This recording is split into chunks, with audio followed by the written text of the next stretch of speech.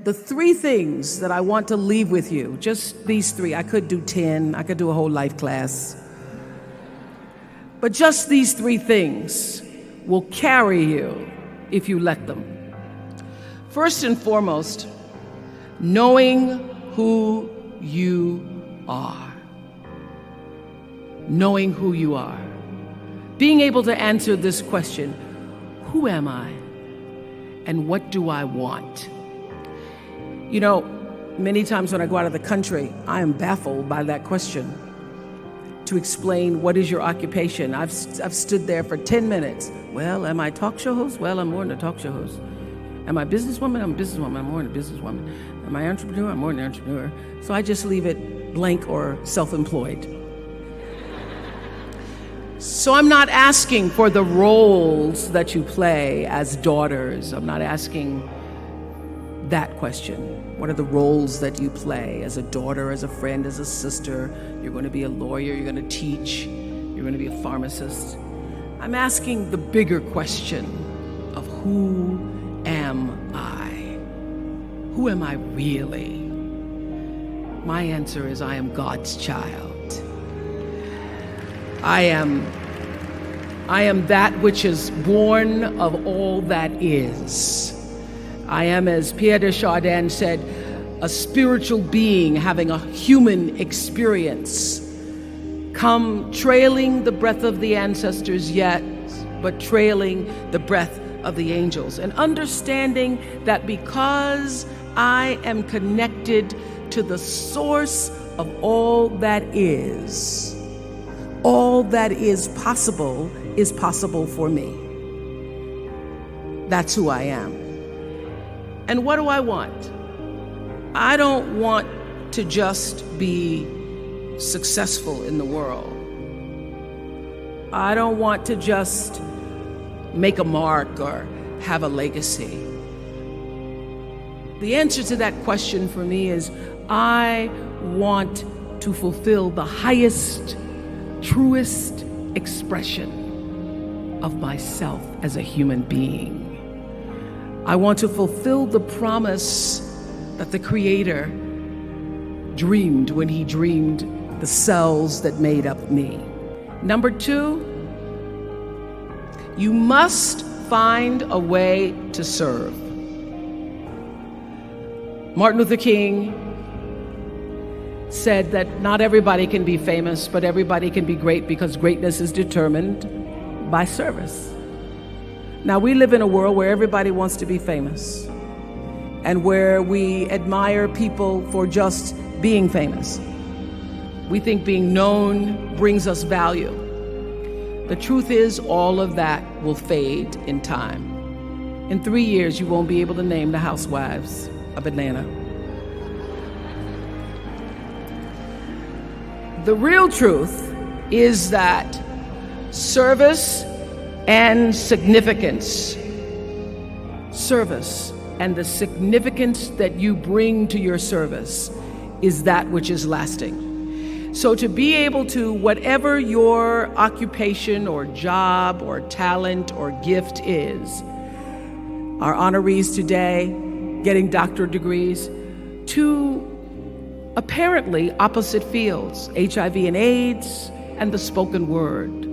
But what they have in common is service, using the spoken word in service to community and the world, using your knowledge and information about HIV and AIDS and medicine in service to the world. And if you look at all the most successful people in the world, whether they know it or not, they have that paradigm of service. Everybody's talking about Mark Zuckerberg and the IPO. Service. Jay-Z rapping. Service. Through the word, to people, through song. For many years, I was really just happy to be on TV, and people would stop and say, "Oh, you on TV?" "Yeah, I'm on TV. I like being on TV. It's a nice job." And it was about the time that I received my honorary doctorate from Spelman around 1993. So I don't know if that had something to do with it. I thought of myself as Dr. Winfrey. that I went back and I took a long look at what it was I was doing on TV and made a decision that I was no longer going to just be on TV, but I was going to use TV as a platform, as a force for good, and not be used by TV.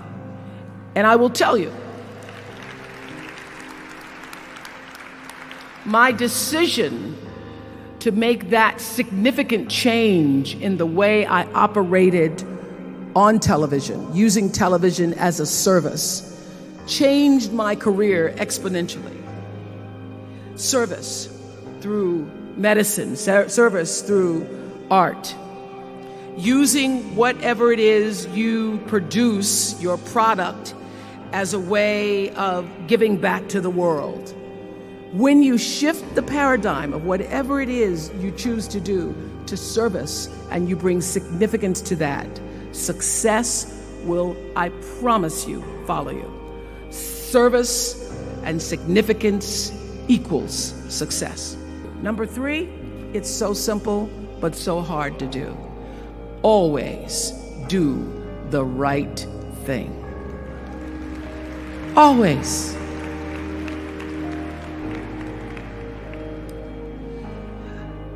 Be excellent. People notice. Think of how you notice. You go to Taco Bell, somebody gives you an extra napkin and some sauce. You notice. You want to go back to that person, because even at Taco Bell, excellence shows itself. Be excellent. Let excellence be your brand. Everybody talks about building a brand. I never even knew what that was. When people say, you're a brand, I would say, no, I'm just Oprah. What I recognize now is that my choice to, in every way, in every example, in every experience, to do the right thing and the excellent thing is what has created the brand. Years ago, I did an ad for Revlon for an ad they were doing called Unforgettable Women. And what I know is that when you are excellent, you become unforgettable. People remember you. You stand out. Regardless of what it is, you become an unforgettable woman. And that is what we all want. We want to be unforgettable and not forgettable. So doing the right thing, even when nobody knows you're doing the right thing, will always bring the right thing to you. I promise you that. Why? Because the third law of motion is always at work. For every action, there's an equal and opposite reaction. That is so true in all of our lives. That's what Newton said. Celia in The Color Purple said it. Everything you even try to do to me, already done to you. So you don't have to worry about revenge or getting back at somebody, making sure they pay. You just have to do the right thing, and the right thing will follow you even when people don't support it. People don't always like you, and they're not always happy for you. And if you surround yourself with people who are not accustomed to your success, they become fearful. They become scared because you are reflecting back something to them that they don't recognize. Now, they're not going to say, you know, I'm very fearful, because you're reflecting back to me something I don't recognize. They're going to say, you know what they're going to say? They're going to say, who she thinks she is. Who she thinks she is. That only happens when you are around people who do not mean and want and aspire to the best for you. People who want the best for you want you to be your best. So my greatest advice to you is to surround yourself with people who are going to fill your cup until your cup runneth over. So when people say you're so full of yourself, you can say, yeah.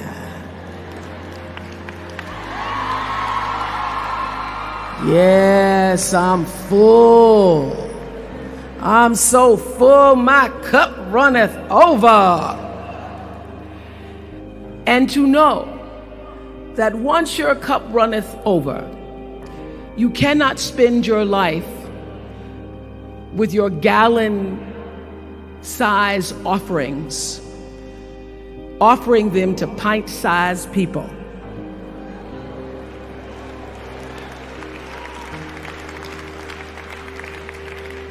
You have got to surround yourself with gallon-sized people who can hang in the same company with you, so that you're not offering your gallons to those little pints out there who can't hold it anyway. Choice to Change the World. I love that song. I love hearing you all sing that song. And what I know for sure is that the biggest choices begin and end with you, your internal big questions. Who do I want to be in the world? My relationship to source energy, to all that is God. I'm not talking about what you believe in God. I'm talking about your experience of that which is all life, which is divine and universal. I'm talking about the big deal. Being connected and aligned with that. When you are tuned in and charged into that, whenever you feel empty, you go inside yourself and you connect to the source, and you know that all things are possible. To know that, and to choose to do the right thing in service and significance, I promise you, you will create a vessel of service for yourself first, because you have to honor yourself first. You have to give to yourself first, otherwise you have nothing to give away. You will create a vessel for yourself, for your family, your community, and the world. And those three things will not only lead you to a blessed life. I stand as a witness. My life is so blessed, I can't even take it in sometimes. It will lead you not just to a gifted life and a rewarding life that fills you up, but a sweet life. That's what you want.